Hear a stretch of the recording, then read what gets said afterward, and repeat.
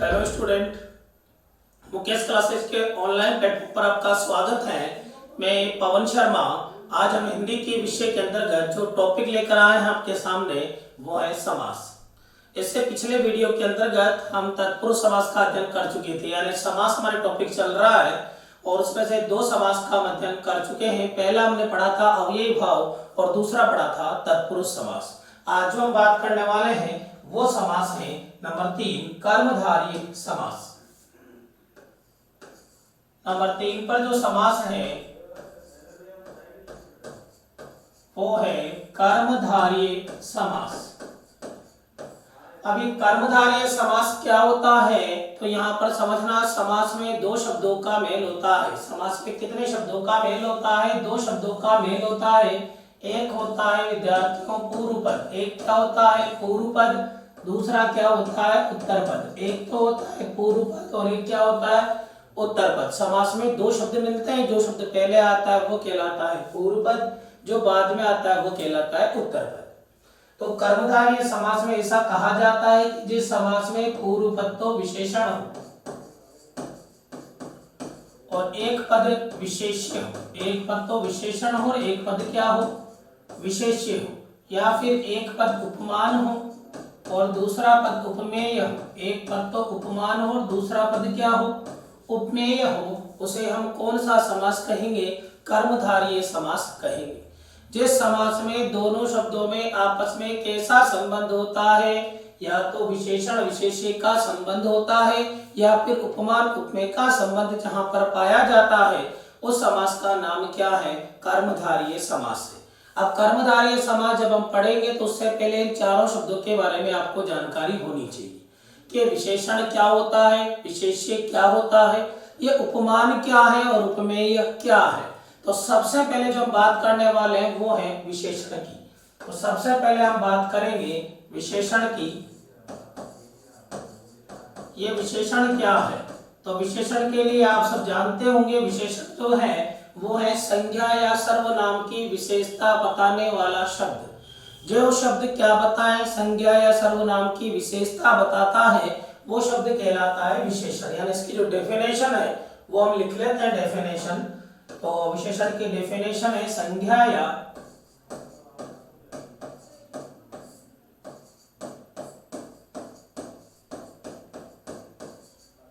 सर्वनाम की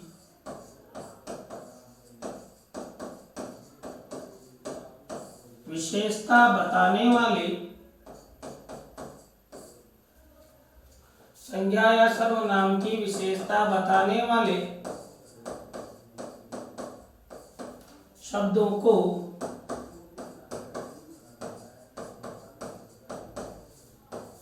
विशेषण कहते हैं। संज्ञा या सर्वनाम की विशेषता बताने वाले शब्दों को क्या कहते हैं? विशेषण कहते हैं। जैसे हम बात करें, हमने शब्द लिखा नीलकमल। यहाँ पर आप समझिएगा, जैसे हमने शब्द क्या लिखा नीलकमल लिखा। इस नीलकमल में एक शब्द तो है नील, एक तो क्या है नील है, दूसरा क्या है कमल है। तो नीलकमल की हम बात करें तो जो विशेषता बताता है, अब नीलकमल में इसका जो अर्थ होता है वो होता है नीला है जो कमल। इसका अर्थ क्या होता है? नीला है जो कमल। तो यहाँ पर कमल की विशेषता बताई जा रही है कि कमल क्या है। तो कमल कैसा है? कमल है नीला। कमल कैसा है? नीला है। तो ये नीलापन इसकी क्या है? विशेषता है। यानी कि जो विशेषता होगी वो उसका क्या होगा? विशेषण होगा। तो नील कमल शब्द में विशेषण क्या है? नील है। इसी प्रकार अगर अपन बात करें, जैसे उदाहरण की हमने शब्द लिखा काली मिर्च। काली मिर्च। अब इस मिर्च की विशेषता है कि मिर्च कैसी है? काली है। तो ये जो कालापन है ये इसकी क्या है? विशेषता है। यानी कि ये इसका क्या हुआ? विशेषण हुआ। तो जो संज्ञा या सर्वनाम की विशेषता बताते हैं उन शब्दों को क्या कहा जाता है? विशेषण कहा जाता है। कंप्यूटर से आप नोट कर लें।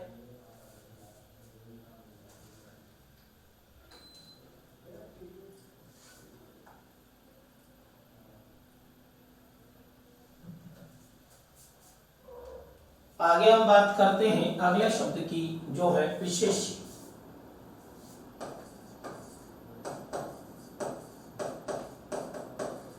विशेष्य की हम बात करें तो विशेष्य कहते हैं जिस संज्ञा या सर्वनाम की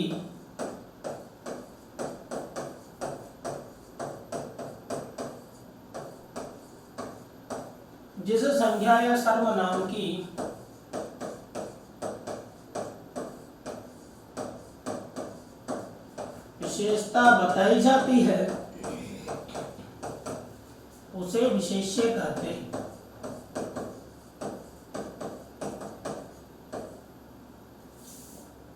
उसे विशेष्य कहते हैं। जिस संज्ञा या सर्वनाम की क्या बताई जाए, विशेषता बताई जाती है। जिस संज्ञा या सर्वनाम की विशेषता बताई जाती है उसे हम क्या कहते हैं, विशेष्य कहते हैं।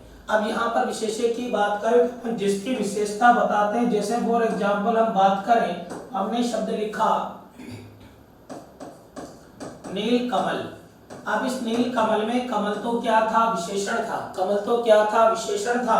लेकिन यहाँ पर नीला तो इसका विशेषण है, कि कमल शब्द क्या है, इसका विशेष्य, क्योंकि नीला कौन है, कमल है। इसी प्रकार शब्द लिखा काली मिर्च। अब काली मिर्च में हम विशेष्य की बात करें तो विशेष्य क्या हो गया, मिर्च हो गया। जिसकी विशेषता बताते हैं उसको क्या कहा जाता है, विशेष्य कहा जाता है।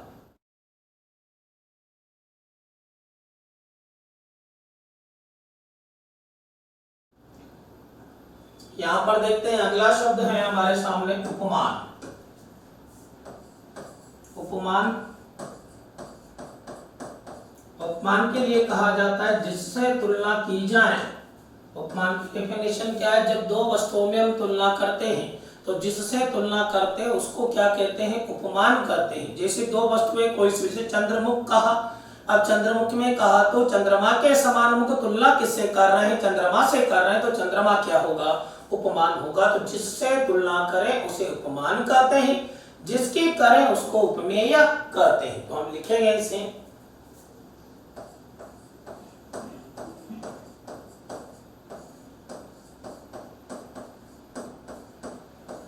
जिससे तुलना की जाए, जिससे तुलना की जाए उसे क्या कहेंगे, उपमान कहेंगे। जैसे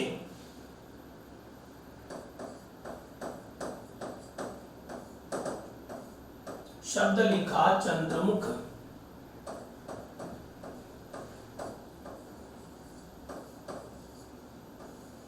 शब्द लिखा चंद्रमुख, तो चंद्रमा से हम क्या कर रहे हैं, तुलना कर रहे हैं। तो ये चंद्र क्या है, यहाँ पर उपमान है। इसी प्रकार अगला शब्द आता है उपमेय।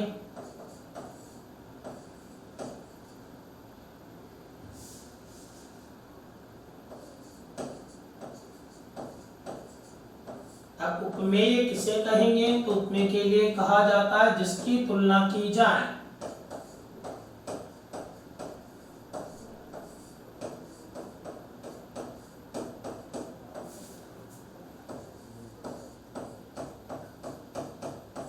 जिसकी तुलना की जाए वो क्या है, उपमेय है। जैसे इसी उदाहरण की हम बात कर लें, चंद्रमुख।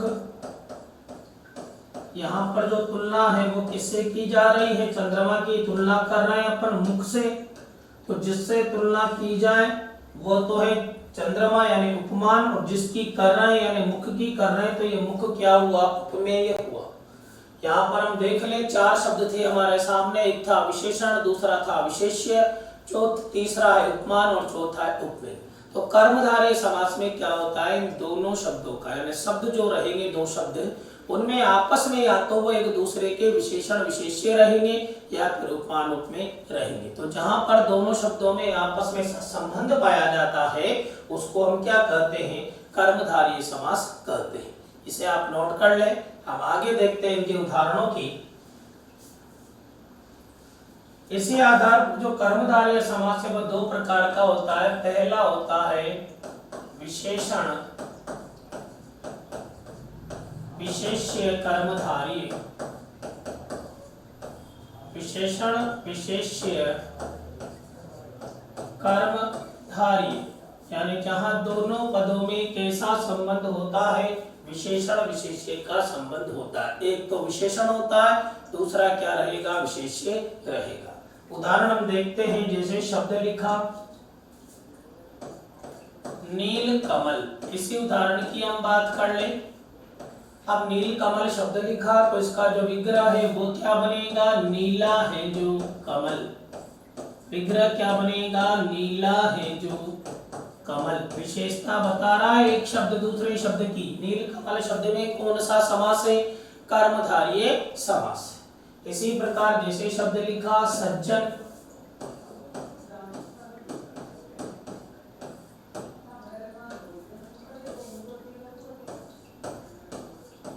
सत है जो जन, सत है जो जन, सत यानी क्या होता है, अच्छा, अच्छा है जो जन वो क्या कहलाएगा, सज्जन कहलाएगा। सत है जो जन यानी कि जो अच्छा है जो जन वो क्या कहलाएगा, सज्जन। इसी प्रकार शिष्टाचार,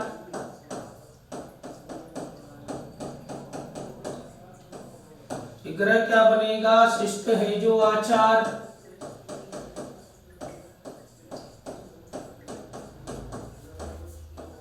शिष्ट है जो आचार, आचार यानी क्या होता है, आचरण। शिष्ट यानी होता है अच्छा, अच्छा है जो आचरण। इसी प्रकार बनता है खुशबू,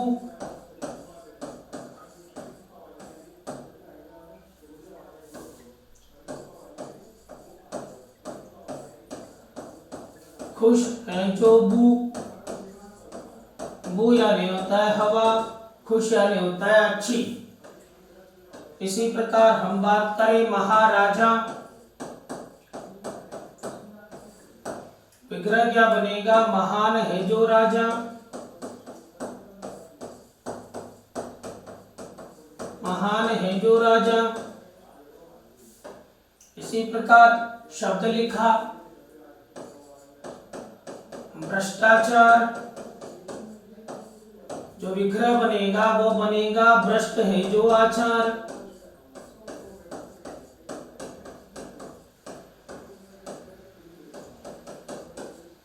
भ्रष्ट है जो आचार। इसी प्रकार शब्द लिखा काली मिर्च,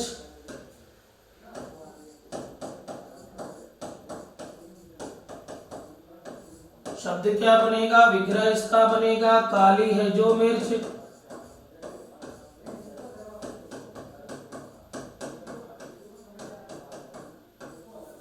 काली है जो मिर्च।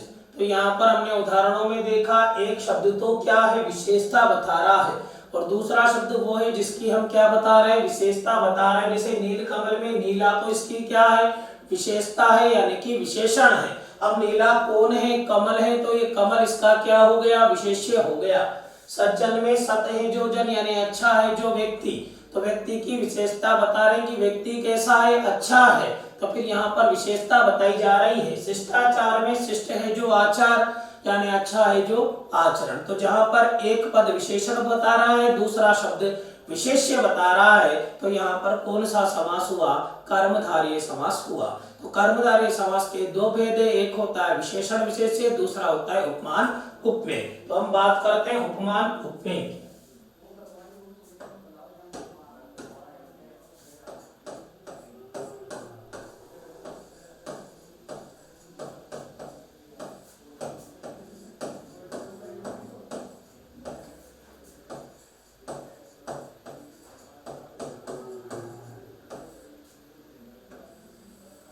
उपमान उपमेय कर्मधार, ये उपमान उपमेय कर्मधार ये क्या कहलाता है समझना। जैसे शब्द लिखा चंद्रमुख, चंद्रमुख।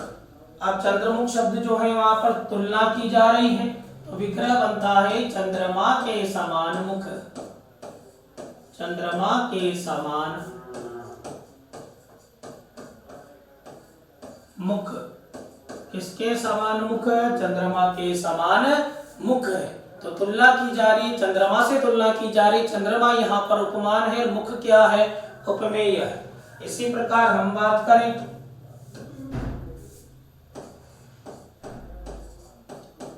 तुषार धवल, अब तुषार यानी होता है बर्फ, तुषार यानी क्या होता है बर्फ, धवल यानी होता है सफेद, जो बर्फ के समान सफेद है यानी तुषार के समान धवल। विग्रह क्या बनेगा, तुषार के समान धवल, तुषार के समान क्या है, धवल है यानी सफेद है। इसी प्रकार पाषाण हृदय,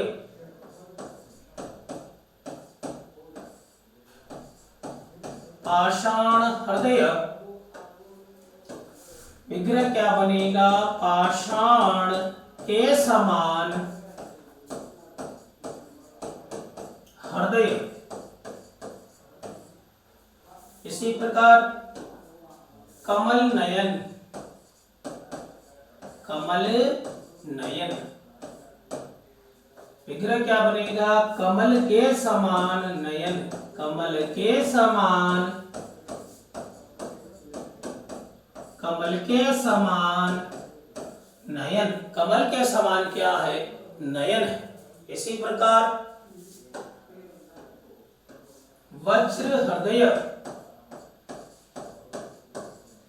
विग्रह क्या बनेगा, वज्र के समान हृदय, के समान वज्र हृदय, वज्र के समान क्या है, हृदय जिसका है वो क्या कहलाता है, वज्र हृदय कहलाता है। इसी प्रकार राजीव लोचन,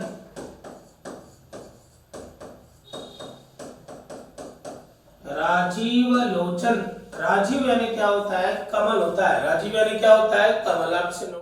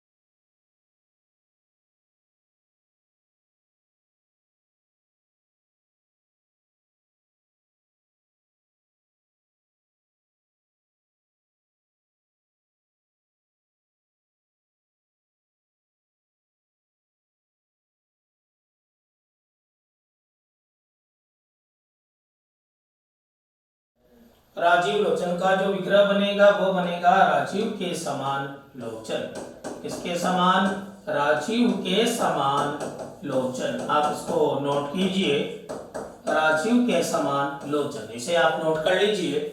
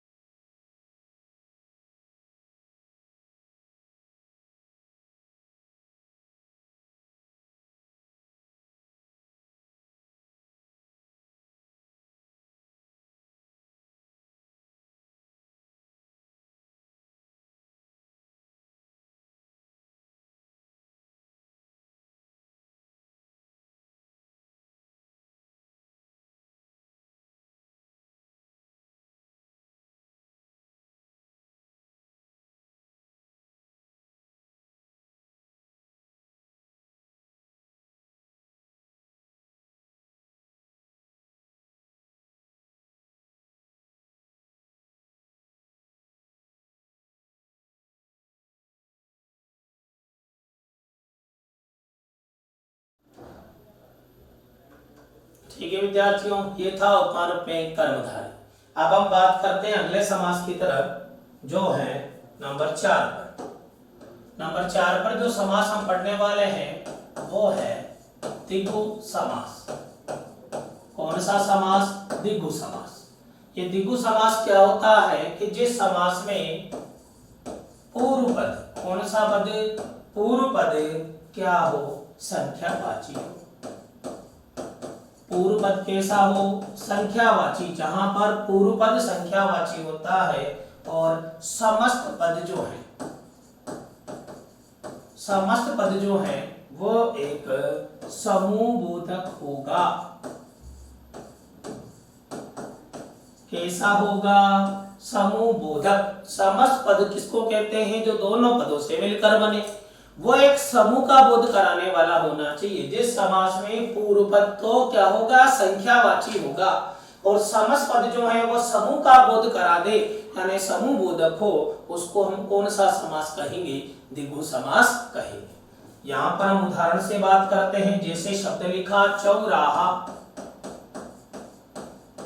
अब चौराहा शब्द लिखा तो पूर्व पद क्या आ रहा है? चौ, और चौ यानी क्या होता है? 4। तो इसका जो विग्रह बनेगा वो बनेगा 4 राहों का समूह। 4 राहों का संगम स्थल भी आप बोल सकते हो, जहां 4 राहें मिलती है या 4 राहों का जो समूह है। इसी प्रकार हम बात करें त्रिपाठी। त्रिपाठी किसको बोलते हैं? जो 3 पाठों को जानता है। 3 पाठ यानी होता है वेद। 3 पाठों को जानने वाला। त्रिपाठी यानी 3 पाठों को क्या करने वाला? जानने वाला। इसी प्रकार शब्द लिखा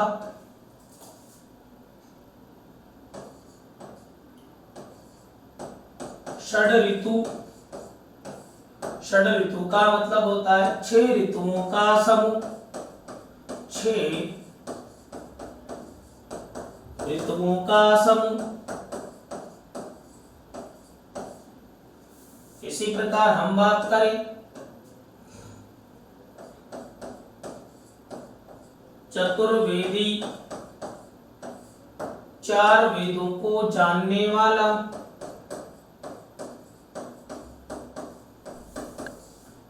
4 वेदों को जानने वाला। जो 4 वेदों को जानता है वो क्या कहलाता है? चतुर्वेदी कहलाता है। तो यहाँ पर हम देख रहे हैं कि पूर्व पद में क्या आ रही है? संख्या आ रही है, और जो समस्त पद बन रहा है वो किसका बोध करा रहा है? समूह का बोध करा रहा है। तो आप यहाँ पर ध्यान रखिएगा, इसे आप नोट कर लें।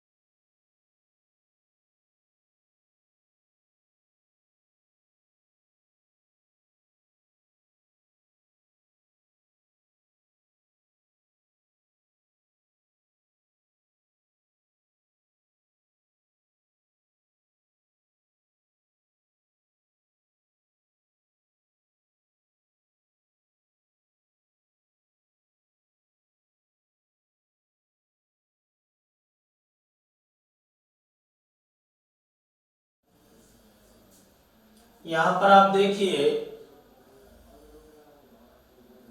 जैसे शब्द लिखा अष्ट धातु, यानी कि 8 धातुओं का समूह, 6 माह के बाद आने वाली 3 राहों का संगम, 9 लाख रुपए के मूल्य का पनसेरी, 5 सेर का बाट, सप्ताह 7 दिनों का समूह, शताब्दी 100 अब्दों का समूह, षटकोणों का समूह। यहाँ पर हम देख रहे हैं कि पूर्व पद क्या आ रहा है, संख्यावाची आ रहा है, लेकिन समस्त पद समूह का बोध करा रहा है। तो ये कौन सा समास होता है, द्विगु समास।